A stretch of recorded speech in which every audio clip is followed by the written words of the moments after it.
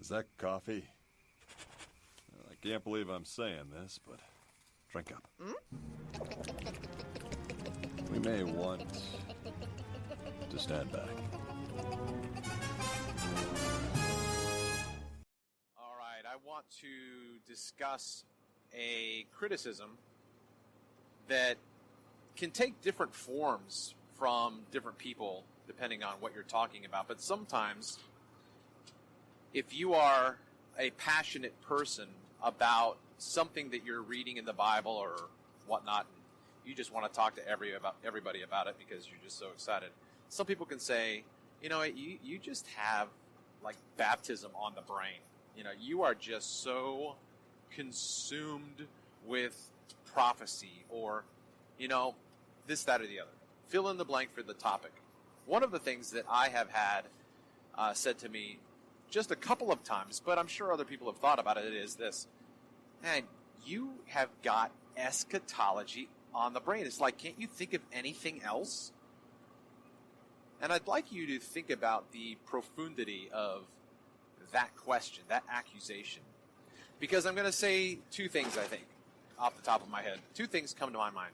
First is, this person has no idea that the entire Bible is eschatological. The second thing that I'd like to say is, this person has no idea of what eschatology is. About what eschatology is. Those two things are true. I'm going to deal with the first one second and the second one first. Eschatology in 99.9% of evangelicalism's mind, and Roman Catholicism and Eastern Orthodox, everybody, all of them, all the branches. Eschatology is about one thing: the end of the world as we know it. Now, whatever eschatological view you take that remains in the future for us, you think that has something to do with this world as we know it coming to an end. And since it's in the future, so many people think there are just so many things. There's just so many other things that we need to be worried about. We need to be worried about poverty and politics and human trafficking and all of these other... Eschatology, we can't know anything about that. It's just in the future, and there's so many arguments. Okay, that might be true, that there are so many arguments about this topic. But it is a non sequitur. It does not follow to say that thinking about eschatology has nothing to do with all of those other social and political and personal and spiritual issues. This person needs to adjust their definition of eschatology. So, the common popular view that eschatology is about the end of the world as we know it, whatever form that takes, needs an overhaul. It needs a complete blood transfusion. Okay? This now then goes back into point one. And that is that the entire Bible is eschatological. Now we have to unpack that idea, okay? I have said it this way. Eschatology, and this was inspired by N.T. Wright with his little quips that his little piths that he comes up with. He says, heaven is not the end of the world. Heaven is not the end of the world, okay? Eschatology is not the end of the world. Eschatology is not about how the world will end.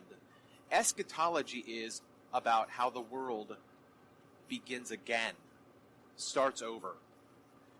And just as N.T. Wright has argued that the resurrection event of Jesus Christ, his birth, his life, his death, his resurrection, his ascension, N.T. Wright says, is the intrusion of the end into the middle of history. Now, I disagree with the nuances, but I agree with the principle. It is not the intrusion of the end into the middle of history. It is the intrusion of the end. No. It is the conclusion of the old covenant, which then brings about the new covenant. So it is a turning point in history. Christ's birth, life, death, resurrection, ascension, and adjudication. His coming back within the first century. See, I'm even using language like that. The coming of the Son of Man in the first century is the final vindication of what happens in the New Testament that puts the finishing touch on what Jesus does in his role as the Son of God, the Son of Man, in the fulfillment of the ministry of the Torah, the ministry of death that Paul talks about in his letter to the Corinthians. Okay, so let me think about this. Okay, so going back, the eschatology is not about how the world ends, but how the world begins again. We are in the new creation. We are in the new heavens and the new earth. The old heavens and the old earth was characterized by Adam. The old heavens and the old earth no longer exist because Adam is dead. That Adamic time, that Adamic eon is over with. We are in a new eon with a new Adam, the second Adam. See, we have this talk, we have this language. You are familiar with it. We have a second Adam. My beloved audience and my listeners, listen to me. If we have a second Adam, we ipso facto ergo therefore have new creation. In its completion of the old covenant and its beginning of the new covenant, the kingdom. So the eschatology of the Bible is about that. Eschatos means last things. What last things does the New Testament talk about?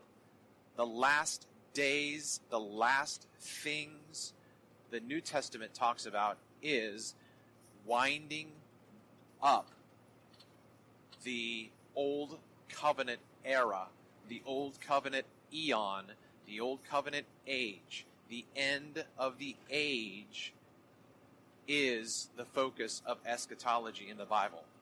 The study of last things is about the study of what happened 1947 years ago. We are now living in the results of what happened.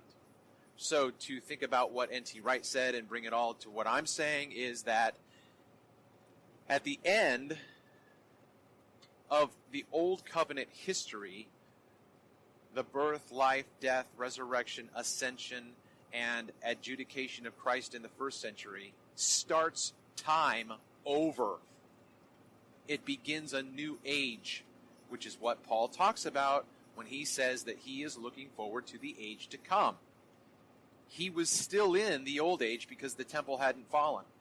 But once the temple falls, the old age is over with. Eschatology is not the study of the future for us. Eschatology is the study of the past. Let that sink in. Think about that. Don't have your knee-jerk reactions. Have your yeah buts. But think about that. Let that sink in and let it marinate and ruminate and just blow your mind.